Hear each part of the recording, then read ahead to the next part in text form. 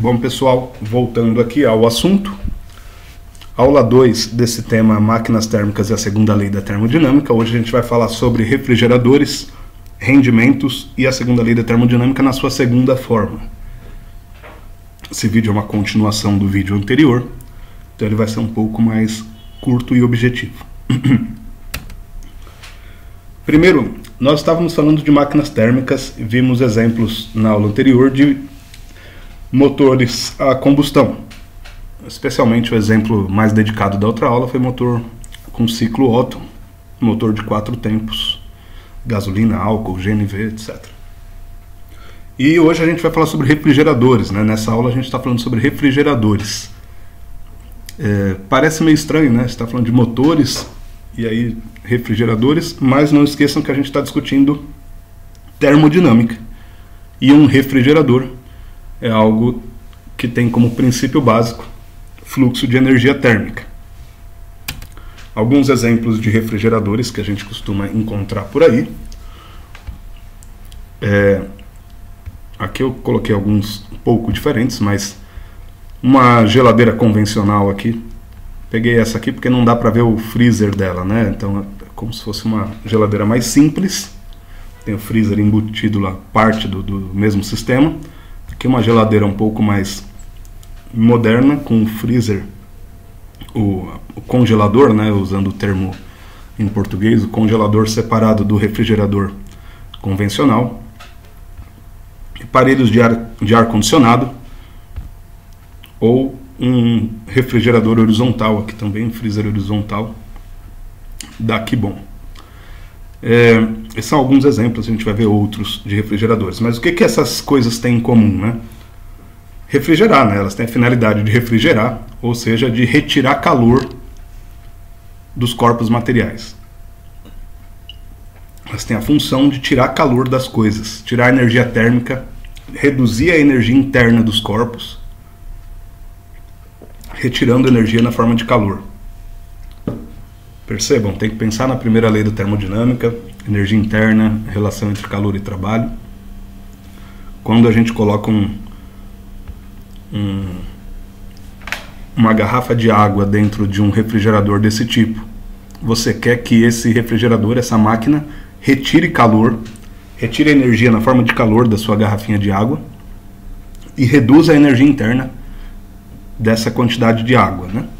Para que ela fique mais fria, mais fresca e mais agradável de beber, principalmente se estiver quente o dia, né?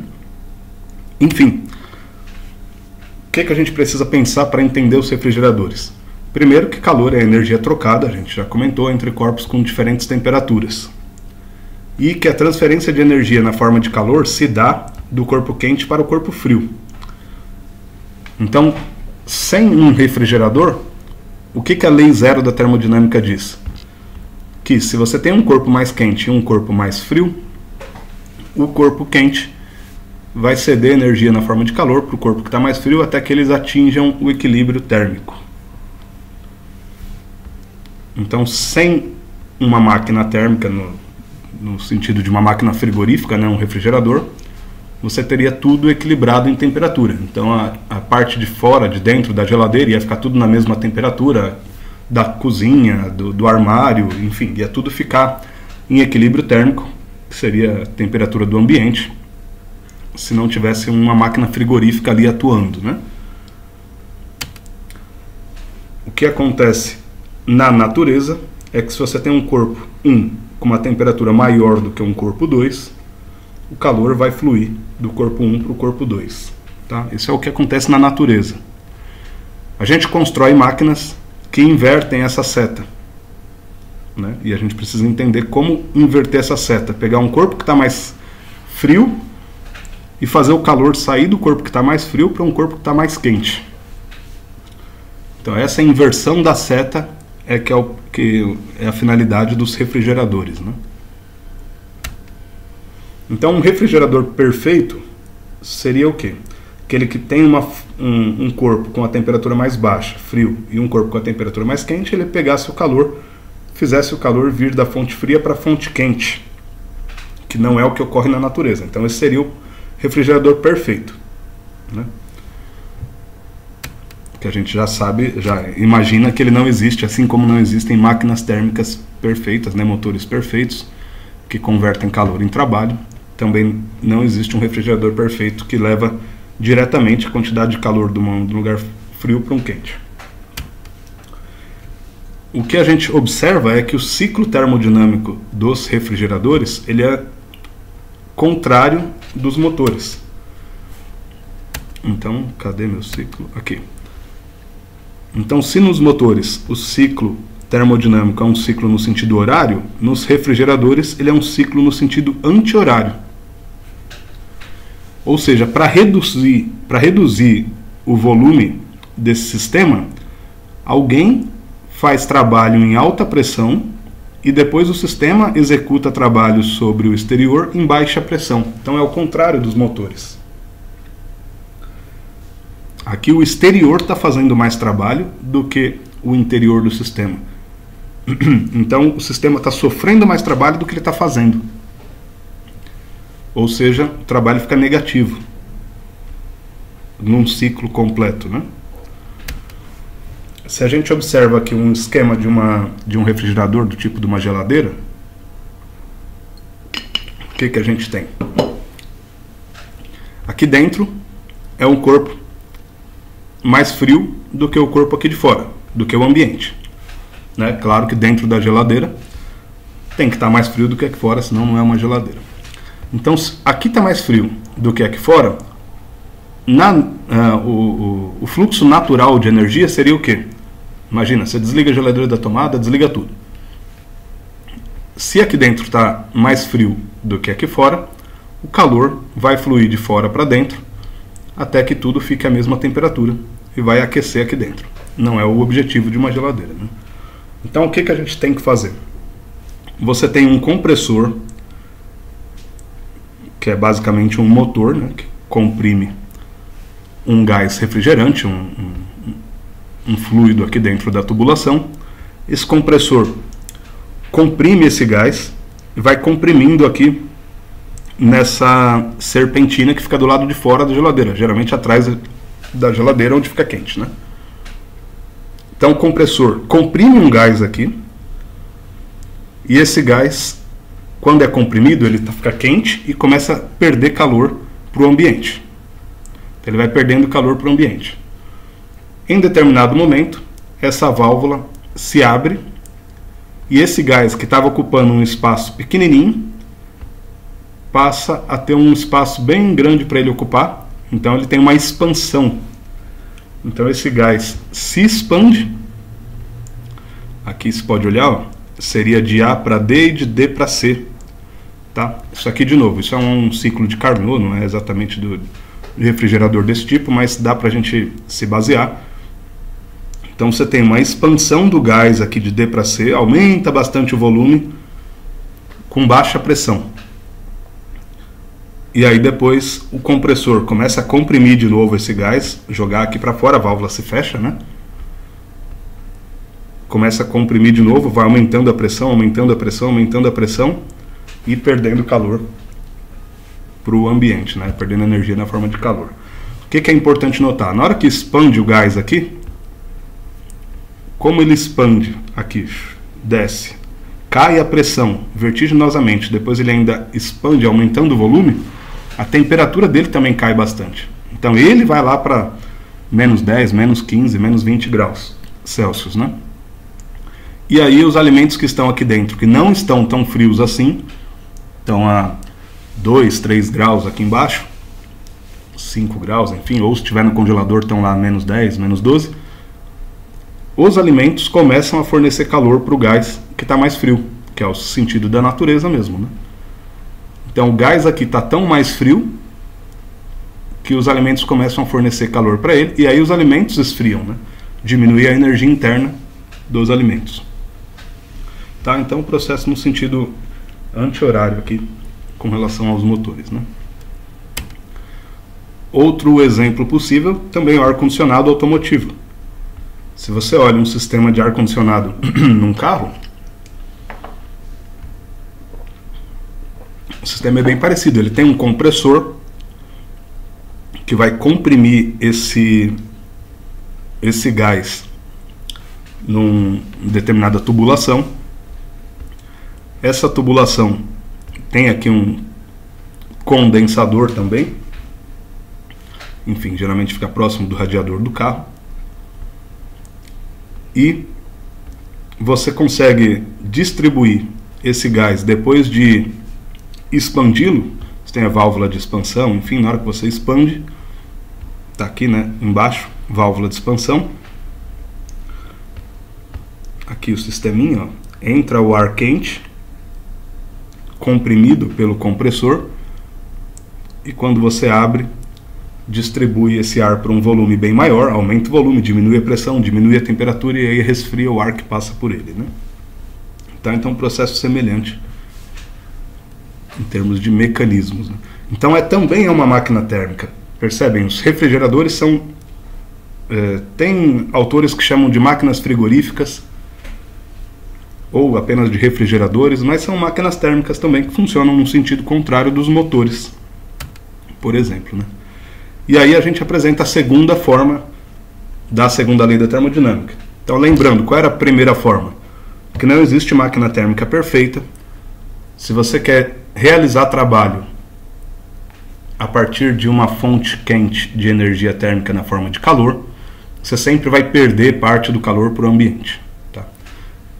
E qual é a segunda forma? A segunda forma diz respeito aos refrigeradores. Não é possível transferir energia térmica na forma de calor de um corpo frio para um corpo quente, sem que ocorra interferência externa sobre o sistema, por meio de realização de trabalho. Se vocês observaram, tanto no carro quanto na geladeira, você tem um compressor realizando o trabalho para movimentar esse gás, comprimir esse gás e fazer ele ocupar mais ou menos espaço, enfim. Então você tem algum sistema realizando trabalho sobre o gás, sobre o fluido ali em questão, para poder fazer a energia aí do corpo frio para o corpo quente. Ou não existe refrigerador perfeito, ou quantidade de trabalho que você faz mais a quantidade de calor retirado do corpo frio é a quantidade de calor que vai ser enviada para o corpo quente. No caso aqui, tanto dos automóveis quanto da geladeira, para o ambiente. Então você executa um trabalho por meio de motores, que pode ser um motor elétrico, pode ser um motor manual, alguém vai ter que fazer esse trabalho, gastar essa energia para tirar uma quantidade de calor do corpo frio, e a energia do trabalho mais do calor do corpo frio, toda vai ser liberada na forma de calor para o ambiente. Então um diagrama parecido, ó, se eu quero fazer a energia fluir do corpo frio na forma de calor para um corpo quente, pode ser o ambiente fora da geladeira ou fora do automóvel, eu preciso gastar uma quantidade de energia aqui como trabalho para fazer isso fluir para cá. Um exemplo que eu acho bastante didático é se você imaginar que tem uma área da sua casa, sei lá, um quintal, um banheiro, alguma coisa assim, que só tem um ralinho, só tem um lugar para você jogar água quando você lava esse ambiente. Então imagina que é um quintal, tem um ralinho lá no canto. E por algum motivo da construção mal feita, a água não flui para o ralinho, porque o ralinho está um pouco mais alto do que o restante do quintal. Se o ralo estiver um pouco mais baixo do que o restante do quintal, a gravidade naturalmente vai fazer essa água fluir do ponto de menor potencial gravitacional para o ponto de maior potencial gravitacional, tem uma diferença de potencial, e a água vai descer para o ralinho. Se o ralinho estiver num ponto mais alto do que o restante do quintal, como você faz para que a água vá para o ralinho? Você faz trabalho, né? Se você quer contrariar a natureza, quer dizer, a natureza, no caso da água do quintal, a natureza da água é descer, né? Diminuir o potencial gravitacional descendo para uma região do quintal. Se o ralinho está numa região mais alta, a água não vai subir, você não consegue inverter esse fluxo. Então você precisa executar trabalho, por exemplo, pegando um rodo e ficar arrastando a água para o ralinho, né? Então dá para você inverter o sentido de fluxo da água num plano inclinado? Dá, precisa executar trabalho. Aqui mesma coisa, para eu inverter o fluxo natural do calor, que é o natural é do corpo quente para o corpo frio. Se eu quero inverter esse fluxo, eu preciso realizar trabalho, gastar energia de alguma outra fonte. Beleza, vamos analisar então como estudar o rendimento dessas máquinas térmicas. E aqui considere tanto máquinas térmicas, motores, refrigeradores. Bom, no caso das máquinas térmicas que executam trabalho, que transformam energia térmica na forma de calor em trabalho. Qual o rendimento delas? Bom, se a gente olhar a largura aqui desse diagrama, uma máquina vai ser mais eficiente quanto mais trabalho ela fizer com relação à quantidade de energia liberada na forma de calor, né? Então a gente tem o coeficiente de eficiência de uma máquina térmica como um motor, por exemplo, que está ligado com quanto de trabalho é feito a partir de quanto calor foi liberado pela fonte quente. Então uma conta bem simples, né? Claro, imagina que foi liberado 100 joules de calor pela fonte quente e desses 100 joules liberados, 50 foram transformados em trabalho. Então você tem uma eficiência de 50%. Né? Não dá para ter, lembrem, eficiência de 100%. Sempre parte do calor é perdido para o ambiente. Tá? Ou eu posso trocar aqui o trabalho, se eu não tiver quantidade de trabalho.